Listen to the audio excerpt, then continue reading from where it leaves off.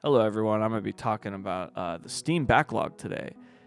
This is going to be some gameplay in the background, so feel free to enjoy that. Here we go. Let's get into it. These days, when you boot up your computer, maybe you got your drink, your snacks, you're ready to game. You click the library tab, viewing all your played, installed, recents. Nothing's clicking. You boot it up for 5 minutes. You move to the next. You're like, nope, not it. This one's a dead game. No one plays this anymore. It's too old. Maybe I'll play this one with friends one day. Eventually, you realize, I'll just go back to what I normally play, or you get off in general. If you can't decide and your time is limited, why spend it deciding? Just do something else, or stick to your comfort pick. It makes sense. However, we all feel this way at some point. Typically, when we're older, or typically when we have too many games. But if that's the case, then why do we keep buying? In my opinion, game libraries are more of an issue on Steam than any platform for a gamer, period. When Steam launched in 2003, it wasn't the giant marketplace it is today, but just another launcher they never wanted. Early 2000s, clunky and forced installs, something that wasn't a game just to consume the 1 or 2 games you want? Yeah, this had to be a challenging feat to overcome. The reasoning was mainly due to multiplayer cheating, according to Valve, along with the patching support. Back then, the biggest complaint about this was requiring online access, and the death of gaming was afoot, by only 20% of American households had access to broadband internet. This was a common opinion. To be fair, they were probably right to complain. Players locked out due to server issues, slow speeds, bad user interface. I don't know this for sure, but there probably wasn't an offline mode at the time. And what pairs well with a bad download speed? Constant patching. So while yes, helpful, it degraded a lot of experience as well. I'm not shocked people thought that was the end. But as more households continued to get internet, that soon became a thing of the past, as in 2009 was the start of when the under $5 and under $10 categories were born. Quicker buys, incentive big sales, and enjoying the backlog of games that you will probably never play. Now, don't get me wrong, much bigger scale today, as game releases back then were not near as much as they are per year as they are now. The confidence of a company that can do that and know they are maximizing just should tell you how much they understand their consumer, their product, and their arguably dominance in PC gaming. So why does Valve know this about us? Why is it that when I'm told of a pop-up sale for certain products, I am more geared to spend on compared to a planned sale event at a store for their annual anniversary sale?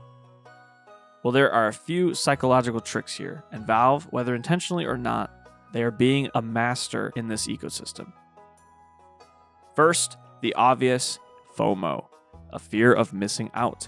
Steam sales are built around this whole idea that if you don't buy the game now, you'll regret it later, as you will either pay full price or have to wait a certain time period before it goes on sale again. And who knows if it's going to be that price or slightly less of a sale. Do you want to play it now? Maybe not. You got your comfort pick after all, but does it hurt spending $4 on one title that you might like? Better get it just in case. You have 2 hours to refund it after all. 2 hours in a game? That sounds like plenty of time to figure out whether you like it or not. Second, we want to be what we want to be, and we don't buy games for who we are now. We buy games for the gamer that we wish we were. You imagine yourself diving into a 100-hour JRPG, or finally learning to love a 4X strategy game that is not Civ 6, or Civ 5, or Civ 4. I don't want to get controversial. Just Civ. Maybe you want to become an indie connoisseur and playing all the titles no matter how obscure. Buying the game not only feels like the first step, but it actually quite literally is the exact first step to exposing yourself, and Valve knows it. And let's not forget the paradox of choice. The more options you have, the harder it is to pick one. I mean, let's face it, there's the paralysis by analysis. When your library has 5 games, you can make a decision a lot quicker than if you have over 500. No matter how old it was, some games are just better played because they're just perfect the way they are. Sequels can sometimes even cause a problem. So then you want to go back to your original, but then it's kind of outdated because of graphics or this or that, or maybe it doesn't run as well. These are like valid concerns. Yeah, and there's economics of Steam too. I mean, when a game launches at $60 people hesitate, let alone 70 and 80 and apparently $90 to $100 if you're Nintendo. But when that same game is discounted to a $10 sale on Steam, it suddenly feels like you're stealing it. It doesn't matter if you never play it, you got a deal. And it's the one ecosystem where I feel like I actually, as a PC gamer, specifically let it happen, and I kind of just ignore it, knowing this full-on fact that it could be a potential to love this game. Sadly, this tactic is not unique to Valve. Other companies do this too. Even your local pizza shop with specials, odds are you want one pizza and they offer you a special to get you to get two. Yeah, you saved $5 and you got leftovers, but you spent more money than you wanted to. That's how this works. However, while Valve is not unique in the practice, the product is what makes this unique. Gaming takes hours to consume. A pizza is a sitting, maybe 2, maybe 3, depending on, what you get. But games are hours of stimuli, hours of dopamine, and all for a cheap price of 10 or 5. That is hard to beat. Compare that to maybe even a Netflix streaming service where you pay a subscription. You pay it regardless if you use it or don't. Now, unlike Steam, where the games are permanent typically, doesn't go away, unplayed games sit there forever staring at you, but at least you can tell yourself that you were the one that bought it, one-time purchase, and you got a good deal. You can't really resell these Steam games, however. You can't lend them to a friend. You can't trade them in store credit. You're locked in on having it in your library unless you physically delete it for no gain in return. Yeah, not going to happen. It's a sunk cost trap. You keep buying. Maybe this time it sticks. Maybe this time you'll enjoy it. Maybe this time you can be who you want to be. But the stats show that that's not the case. The average Steam user owns around 50 to 100 games. The whales, probably 500 to 1,000 easily. Entire libraries that could keep someone busy for a lifetime, yet 80% probably are just left untouched. At least that's my experience. We understand the root cause of we understand why this maybe occurs, but why is the backlog such a bothersome thing for us? And why can't we fix it? Well, I think obviously it's bothersome because we've spent money on it, but what are we going to do about it? You can either stop buying or you can commit time. But that ticking clock just won't stop. It keeps moving and spinning around in space, and you could be homebound, and yet you would still not have enough time to play 1,000 game to completion library. No way. There's just not enough time to consume in a day. Valve knows this and combating it severely. They're even trying to allow people to play via Steam Link with Steam machines at one point, as well as now pushing a Steam Deck. It's safe to say Valve knows it's going to hit its limit in the ecosystem of PC gaming, and they're really trying to branch. I think AAA companies that are winning from only being platform gamers as well also are aware of this fact, which is why they are really trying to create this ecosystem of user-generated content within their game to create a platform. It's safe to say that time is in the way, but it can be a friend, but it's also a reminder that it's sometimes worth moving on. If time was not there, then we might still be playing some pretty bad games just to keep seeing if it gets better. But the real value is in the time sink for gamers more so than financials in this scenario. Gamers on Steam tend to buy sales, but gamers cannot buy time. So if time is the issue, why don't we at least try to chip away at it? Maybe schedule. How about implementing for every one game I buy, I have to complete 2 games I already own as an obligation? Maybe gamify it, if you will. After a long day, most gamers don't want to learn a new combat system or remember 12 different RPG mechanics. They don't want to remember all your lore, and they certainly don't want to put up with the game only being good for the refund window before it's too late. You want the gaming equivalent of mac and cheese. You typically want your Skyrim, your CODs, your Minecraft, your Counter-Strike, your League of Legends, Fortnite, Roblox. We replay the same games over and over because they are familiar. We tend to get hooked at a young age and just get sunk into it. They don't ask much of us once we're in. The devs know they are safe unless they mess up a patch or a sequel really bad, in which case they have rose-colored glasses audience to forgive them and roll back because it's familiar. And then there's the social pull. Your friends on multiplayer are going to pull you in. You've got modding culture that'll keep people modifying the game and changing aspects of it as you play over a lifespan of its game. Minecraft's a great example, as you can see in the gameplay even. I'm playing vanilla at the moment, but a new patch that really added some stuff is already getting me back in, right?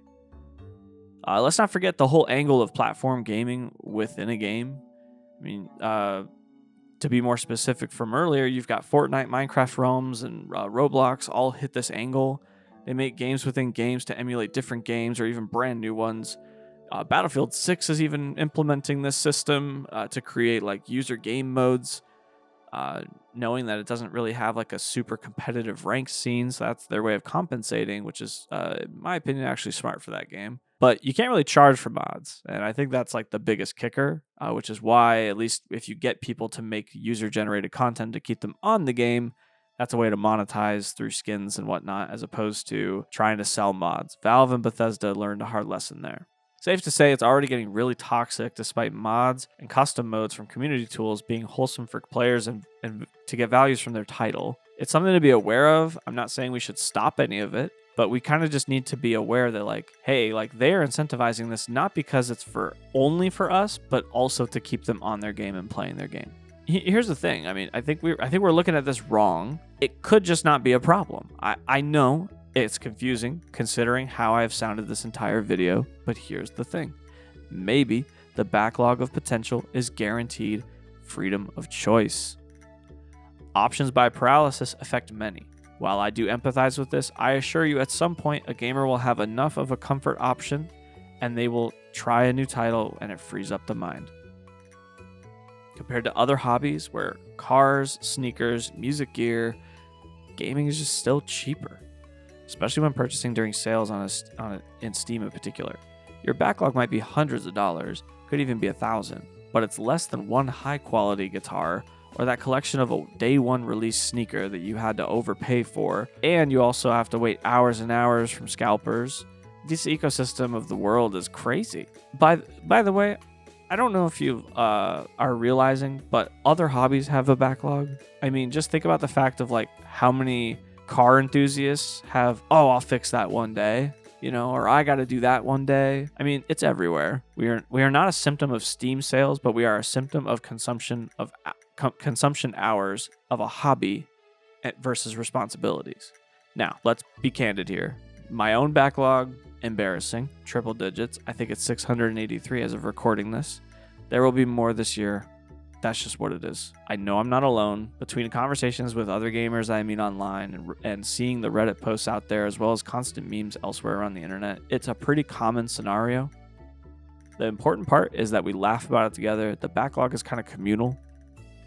In a way, the rite of passage of like how dedicated you are as a gamer on PC really is determined by your library count. I definitely take a lot of stock in that personally. Not that it matters, but it's just the truth. So to wrap this up, look, the Steam backlog is real. It's universal.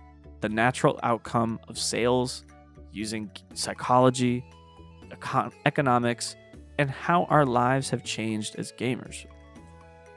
It's for the better in a lot of ways, and it's to our detriment in a lot of ways. We buy more than we will always play, ever. We hoard. We pretend like we'll get around to it, and maybe we never will.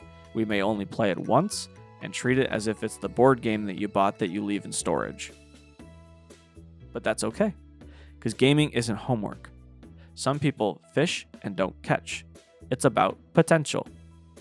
It's fun to think about. It's fun to reminisce. These are all okay. So accept your backlog. You can laugh at it, brag about it, and every once in a while dig into it and discover something new that you might have bought 4 years ago that runs on the Steam Deck. And if not, I'm sure there's going to be some new hardware that you can try and wait for to run something next. And you always have your comfort pick. Anyway, that's my whole philosophy on the Steam backlog and how I feel about it, as well as a few points of history.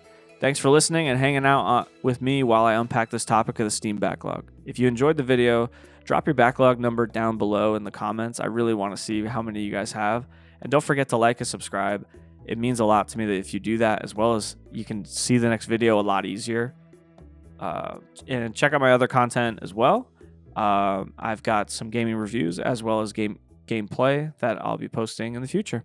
Thank you so much. See ya.